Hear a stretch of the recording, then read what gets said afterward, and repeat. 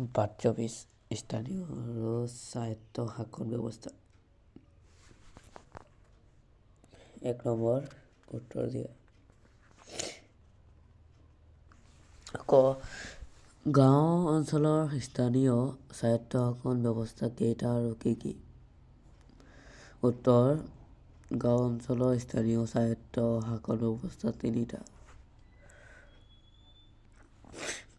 1 number গাঁও panchayat, 2 number আঞ্চলিক পঞ্চায়ত আৰু 3 নম্বৰ জিলা পৰিষদ।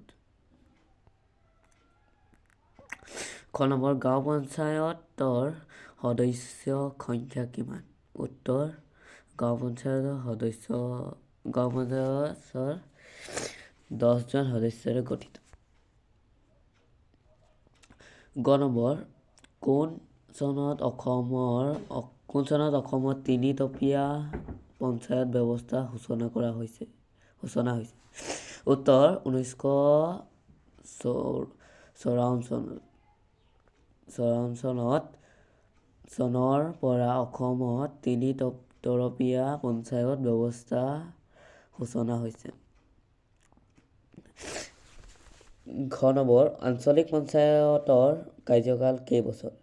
উত্তৰ আঞ্চলিক পঞ্চায়তৰ কাৰ্যকাল 5 বছৰ। গ নম্বৰ জিলা পৰিষদ সমষ্টিসমূহ কিমান জনসংখ্যাৰ ভিত্তিত নিৰ্ধাৰণ কৰা হয়? উত্তৰ জিলা পৰিষদ এটা সমষ্টিত 40,000 জনসংখ্যাৰ ভিত্তিত নিৰ্ধাৰিত কৰা হয়। 2 নম্বৰ শুদ্ধ উত্তৰটো বাছি উলিয়া। ক জিলা পৰিষদ কাৰ্যকাল 5 বছৰ। তাৰপিছত অসমৰ স্বায়ত্ত শাসিত জিলা পৰিষদ 2খন। তাৰপিছত গাঁও পঞ্চায়তৰ অনুসূচিত জাতি, জনজাতি আৰু মহিলাৰ বাবে সংৰক্ষিত শাসনৰ ব্যৱস্থা আছে।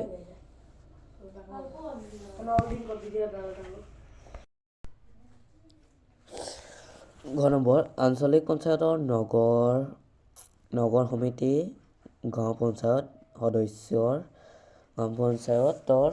সদস্যৰে গঠিত। গ নম্বৰ অসমত পৌৰ নিগম একখন আছে। 3 নম্বৰ খাদ্য পূৰণ কৰা। ক বড়োলেণ্ড টেৰিটৰিয়েল কাউন্সিল এখন স্বায়ত্ত শাসিত পৰিষদ। খ নম্বৰ জিলা পৰিষদৰ এটা সমিতিত প্ৰায় 40,000 জনসংখ্যা থাকে। BTC 4খন জিলাক লৈ গঠন কৰা হৈছে। 4 নম্বৰ স্বায়ত্ত শাসিত জিলা পৰিষদ গঠনৰ উদ্দেশ্যৰ বিষয়ে চমুকৈ লিখা।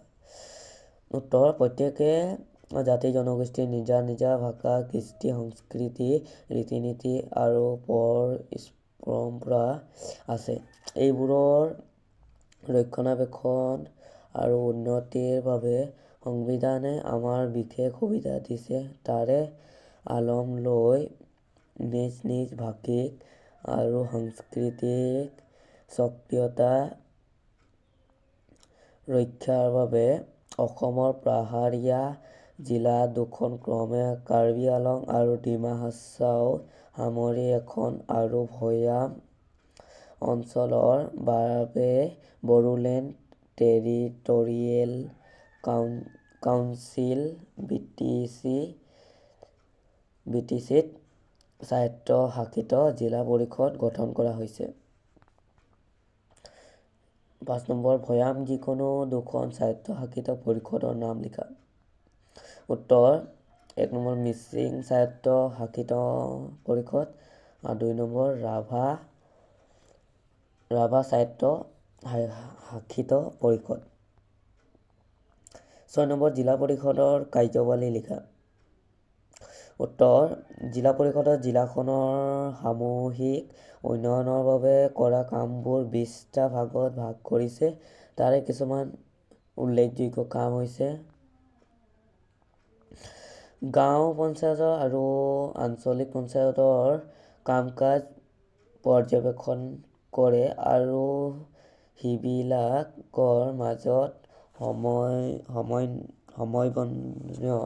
ৰক্ষা কৰে।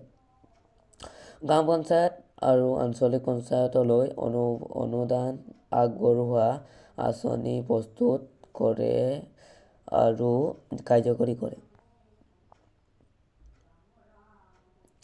আশ্ৰম, ছাত্ৰাবাস, শিক্ষানুষ্ঠান, সমবায় সমিতি, সংস্কৃতি বিকাশ কেন্দ্ৰ, হাট বজাৰ আদি প্ৰতিষ্ঠা কৰিব পাৰে। জলপথ, নাও, ফেৰী আদি ব্যৱস্থা কৰে।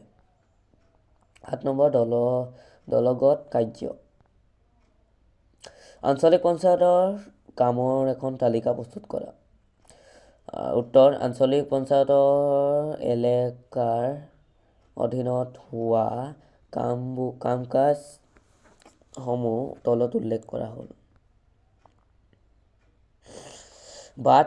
বাট-পথ, নলা নিৰ্মাণ আৰু মেৰামতি কৰে।